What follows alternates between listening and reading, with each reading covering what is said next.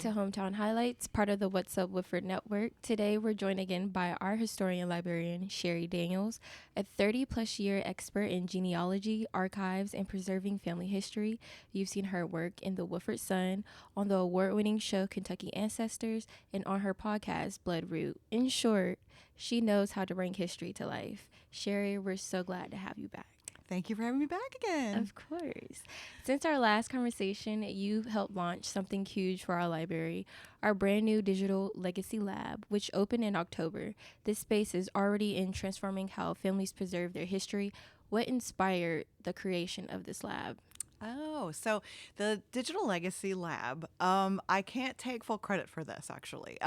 So the whole story started with, before I got here, back in 2023, when Woodford Reserve gave us a really generous donation of $25,000 to create something they kind of called at that time a digitization station. So a lot of public libraries in the country are, they are providing some sort of digitization equipment for people to scan their own photos and documents and things like that. So I got here earlier this year, so in 2025, and by that time, they'd already utilized some of the money to purchase an overhead scanner, a really high end, really great type of piece of equipment there, a Bookeye overhead scanner. And so when I came on board, I had recently been out to Salt Lake City speaking at the Roots Tech Conference, which is the world's largest genealogy conference. And but one of the perks of going out there to that conference in person is this really fantastic library they have out there, the largest genealogy library out there, actually. But they have modified some of what they offer to people. And one of the things they have is a memory lab. It's a really large room, and it's full of different conversion equipment. So things that people can convert their films, their cassettes, things like that. And it's also popular for people to take their priceless family data or different formats and mail them off to companies who will convert them. But of course, some people are a little bit kind of cautious about putting that stuff in the mail. Mm-hmm. And as I explain a little bit more about the Digital Legacy Lab, I want the listeners to think about their digital legacy. What does this mean to you? Because we're in a digital age, mm-hmm. and if we don't pay attention to how we're accessing these documents or these images that we have on our phone, all of these different things, we're going to lose them over time. So anyway, so that's basically the impetus of where all this came from. So in Salt Lake City, they have this really great room, way bigger than what we can provide. However, when I came on board, I said, I told Stacy, I said, hey, why don't we take the remainder of the money and we just purchase extra equipment that will give a little bit more of a lab experience to people so that they can cover way more than just photos and documents.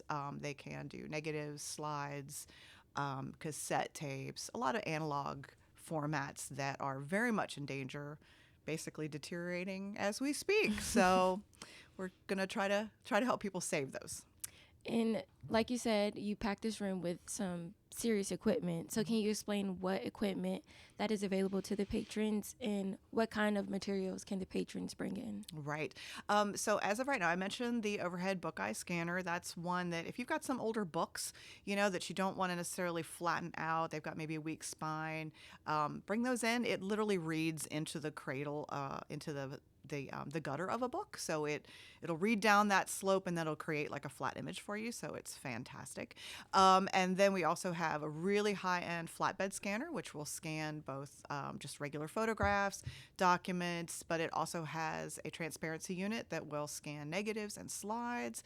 We have a cassette tape converter, so our old cassettes, you can bring those in.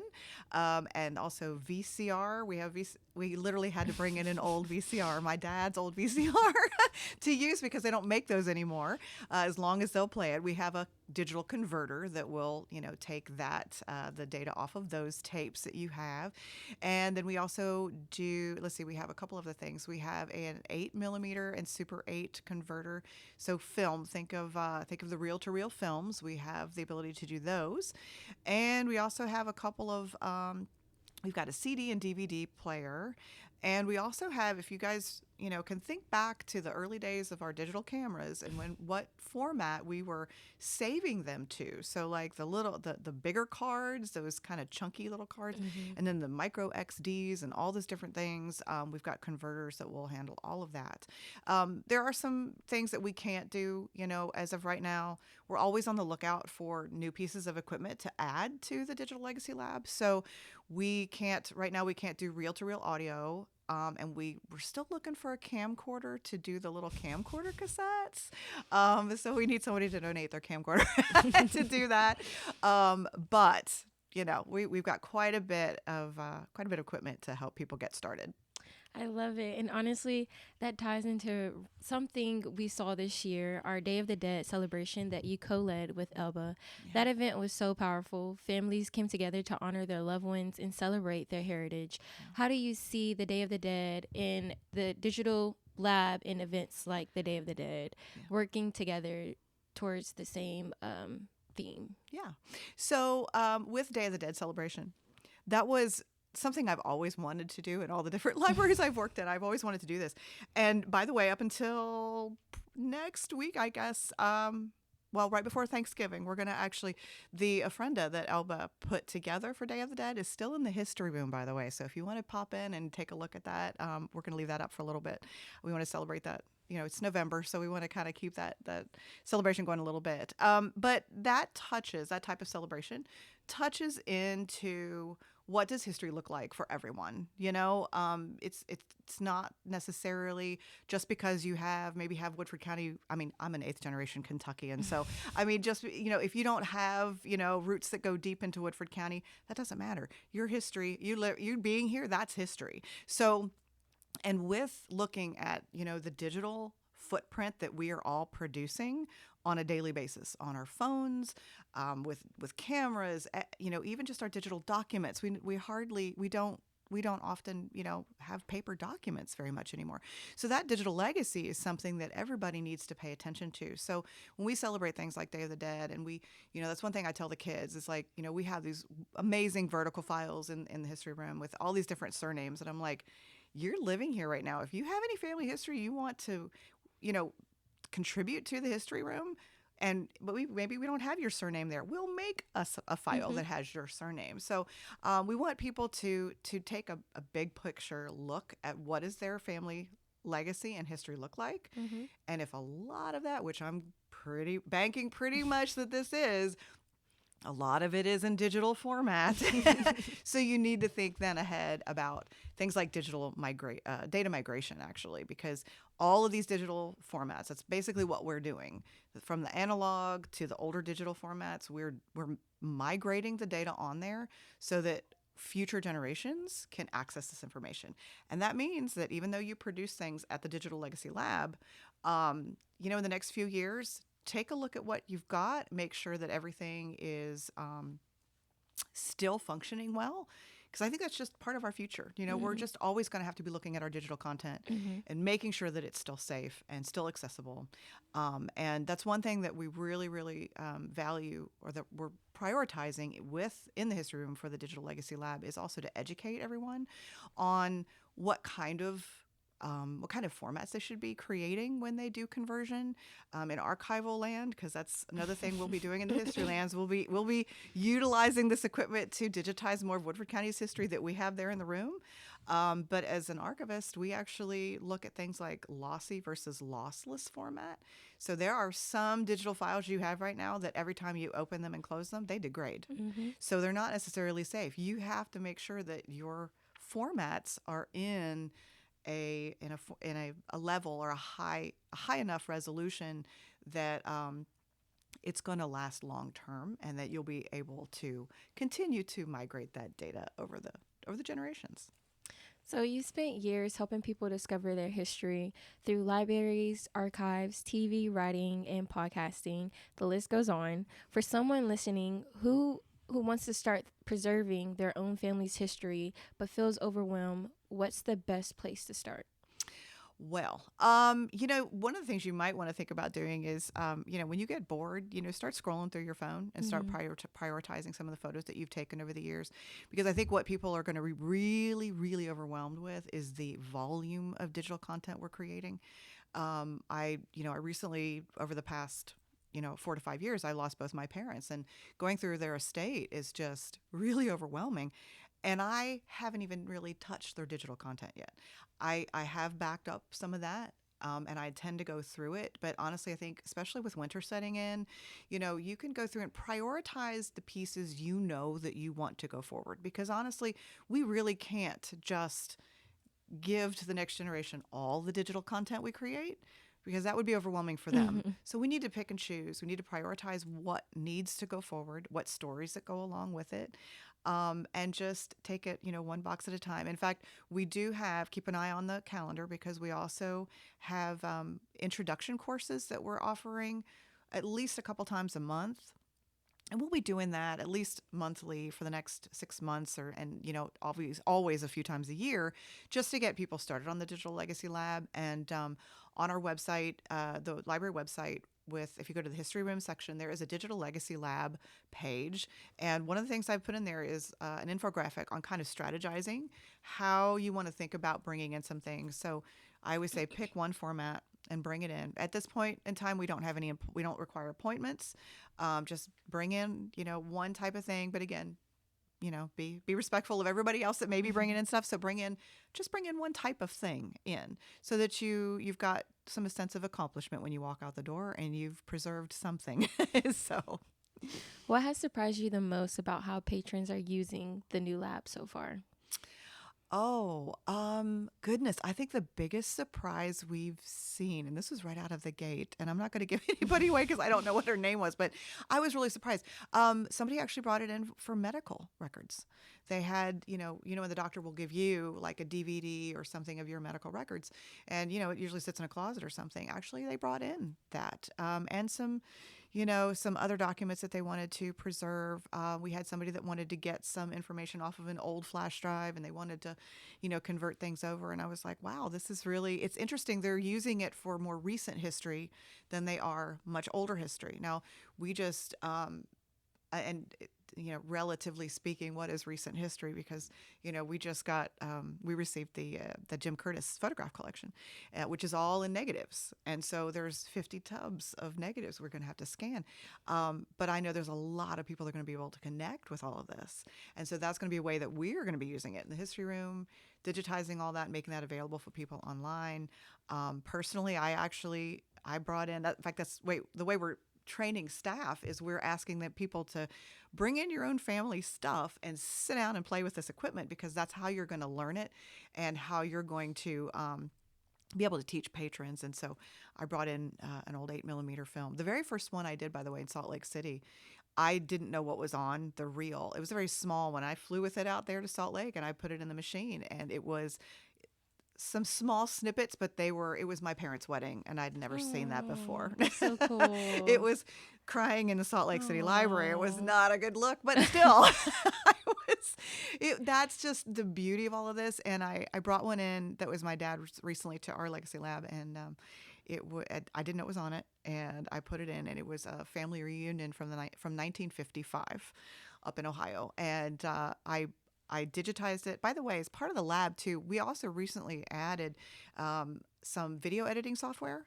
that's free for people to use when they come in, so that once they create something, and in this case there was an 11-minute film and it had multiple things on it, so I was able to put that in there and easily like trim that down to just the reunion, Mm-hmm. add some credits at the beginning so that it's all nice. You can even add music to it. It's a very easy to use software. And then I took that clip of the reunion and I put it up on Facebook with, we have a family group, for people that are descendants of our great grandparents. And within an hour, we had 500 people watching it. This is a That's so closed cool. group. This is a Yeah. closed Facebook group. This is just descendants. And people of all ages were just like, I can't believe it. Like, and my great grandmother was in there. I'd never met her. She died before I was born. And so it's just amazing, the moments. And I'll give one more shout out. I know that the Historical Society, there was a gentleman there that brought in some little film, and they were I believe it was the Mayfair, the spring festivals that they were having out at Nonsuch School in the Mm-hmm. 1950s, they were starting to degrade, by the way. And so we're seeing some of that. It was in danger, but he is just absolutely thrilled. He and now he brings in more and more film all the time because I did the first ones for him because he's like, here, do this first. I was like, okay, I'll do it for you. And now he's bringing them in himself, and he's sitting, and it's amazing the reaction people are having as they rediscover these family memories that have been lost to old formats. How long does it typically take for someone to digitize something like a VHS tape or maybe a scrapbook? Okay. So think about so one of the things I mentioned about like the format. So whatever format you choose as far as some of these. And there is a really we have an extensive selection of information sheets that if you just wander into the history room, you're like, I don't know which one to pick yet, but wander into the history room and grab some of these information sheets. I've got them broken down by the type of material you want to convert. So, analog film or, analog audio, things like that. So you can take the sheets that you want. And some of them, like I said, depending on the format, you know, if you want to create basically an archival quality digital image that you can store, and you can convert down to something smaller to share with family, that's okay. But if you create that, scanning those physical things with a high resolution's rather slow. But for things like audio, let's say the cassette tape and like the VCR, those things, think about the time it takes to watch them or listen to them. They're exactly about that same time. So if you bring in an hour film, expect to sit for an hour. The 8 millimeter reel to reel film, I will say, is actually a little bit slower than that because that one takes a picture of each frame. So it actually, that 11-minute film that I converted actually took me over 2 hours to run it through the machine. So, just invest. Take a little time. Don't get in too much of a hurry because history's not super fast sometimes. And what makes Woodford County's history unique compared to other places you work with? And I know you told me something very interesting not too long ago. Did I? Yes. Oh, I did. Actually, that's a little sneak peek. So there will be an article coming out in the Woodford Sun very recently. Now, a lot are coming up very soon. And what's interesting is that I don't want to necessarily say all of the older folks, but for a lot of the more mature generations, they may have heard this one already. But a lot of the younger people, and myself included, and yet most people wouldn't call me young at this point. But I did not know that the teddy bear was conceptualized by a Woodford County, and a person born in Versailles. And Clifford Berryman was a political cartoonist, and he was the first person to draw what we now know as the teddy bear in his first little cartoon in 1902. And it was a caricature based on, like I said, it was political cartoon. So this was about Theodore Roosevelt, who was commonly known as Teddy Roosevelt, and it became known as that little teddy bear. And so this little bear showed up in his cartoons from time to time. For decades. And then right around that time, the plush teddy bear was born. And so they started calling it the teddy bear. So the teddy bear basically was born. I mean, we're the birthplace of bourbon, and we're also the birthplace of the teddy bear, right? So, we need a festival, y'all. I'm just saying.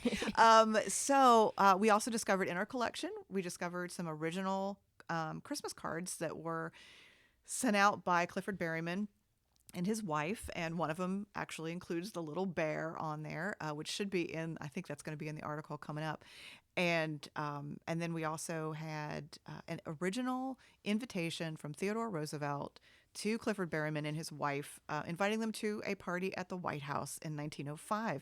And it's the original, it has the gold seal from the president on it and everything. So they had a great relationship, actually. Clifford Berryman and Theodore Roosevelt had a really great relationship. And that was the thing. He was known, even though he was a political cartoonist, he was known for a very balanced and kind way of kind of pushing some of those issues in his art. So most people actually really liked him. He wasn't mean in his cartoons, and they respected that. So there's an article coming out, and then also starting around Thanksgiving, so around the time for the holidays, we're going to be having Teddy Bears on Parade. So if you pop into the library, anywhere in the library, and at the Historical Society, because some of the inspiration for the teddy bear story comes from Brenda Jackson. She has been championing the cause of the teddy bear for a Mm-hmm. very long time, and she usually carries around a teddy bear in a purse of some sort.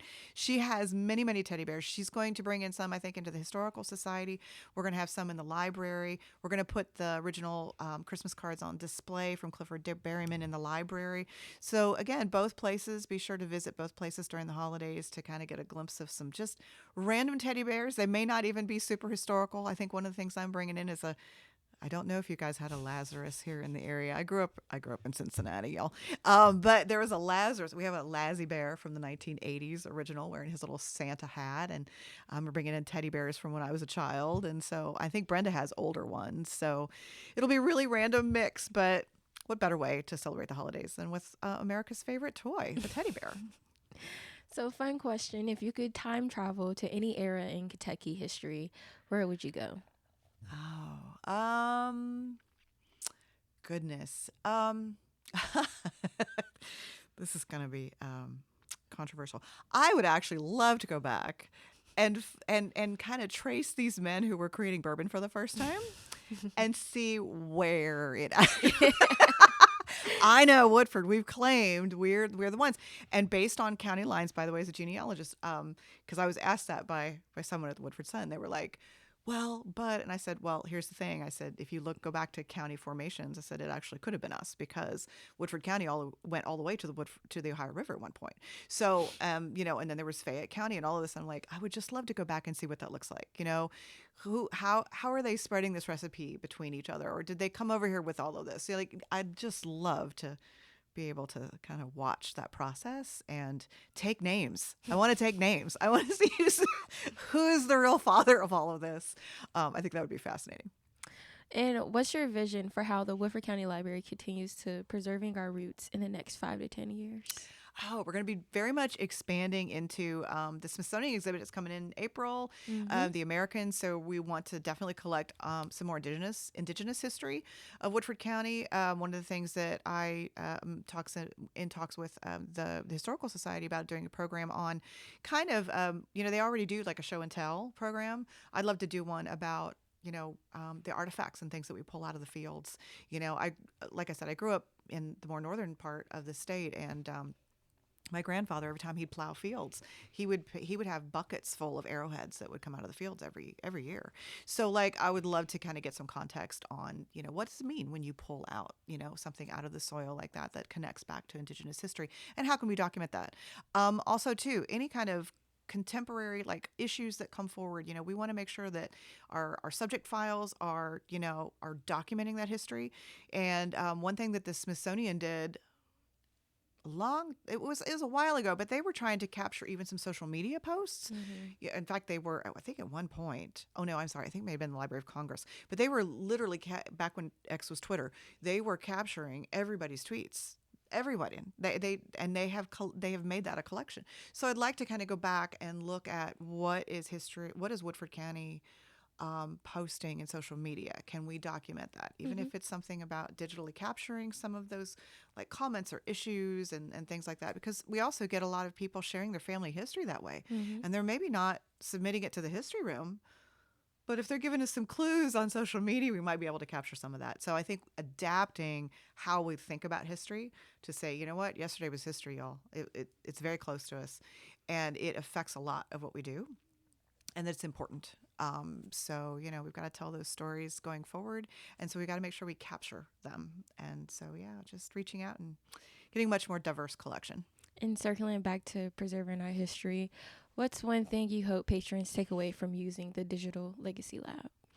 Oh, I think I really want them to go away with a plan in their head. I want them to see that it is a lot to convert stuff. It takes a lot of time, and that I want them to kind of think about that, the prioritization, and really making sure they keep the good stuff safe. Don't get bogged down by how that you've got 30,000 images on your phone. Seriously, I think I'm that close. About Same. 30,000, yes. And so I need to go back and make sure that I get the good stuff that I don't want to, to fade away. And as long as you do that, you're ahead of the game, honestly. I mean, because we all get tired, we get, life hits us, different things happen, and we don't necessarily prioritize this stuff. And I think that as long as you can prioritize a part of your history that is consumable and it's manageable, the future generations are going to love you for that. Just that alone is going to be a really great move to preserve your digital legacy. And for anyone who is wanting to get in contact with you or stay in touch with you, keep up with you, how can they do that? You can reach out to me at the library anytime. You can call our number, or if you want to email me, cdaniels@woodfordlibrary.org. And Sherry, thank you for continuing to pour so much passion and expertise and creativity into our library and our community. The work you're doing from the Digital Legacy Lab to the culture celebrations is helping Woodford County connect with the roots in a deeper and more meaningful way. And to everyone listening, be sure to stop by the Digital Legacy Lab and start preserving your family history. This is one resource you don't want to miss. Thank you for joining us on the Hometown Highlights, part of the What's Up Woodford Network. I'm Tulor, and we'll see you next time. Thank you.